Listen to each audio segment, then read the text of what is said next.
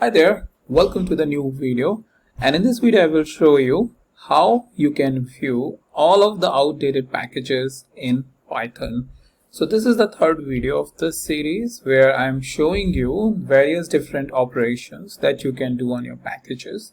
And prior to that, I've shown you the list of packages, how you can find the list of all the packages installed, and the second video was about the finding the entire information for a given package. And in this third video, as it is mentioned here, it will be about outdated packages in Python. So outdated packages sometimes create problem as they don't deliver the output which is expected based on the recent release. Well, having the list of all outdated packages at one single location can give you a good idea. So let me show you a quick way within Jupyter Notebook to find your outdated packages. Alright, so here we will going to write the pip command again, pip list. So because we want to get the list of all the outdated packages, so we will use two hyphens, hyphen, and outdated. Once we execute, it will collate the list of all the packages which are outdated.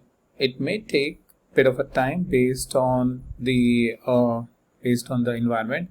Earlier when I was trying it gave me the result quickly, but let me pause it for a minute.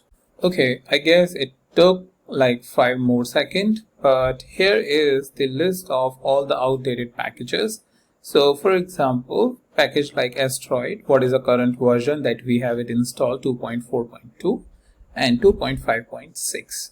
Let me see if we have anything interesting. Yeah, like this one, bouquet, which is used for data visualization. So we have the installed version 2.2.3, but the updated version is the 2.3.2. Similarly, you will just scan through all the different packages which are here, or if you want to basically fix any particular one, you can search for it from this list as it is not that big, and you can get the details out of it.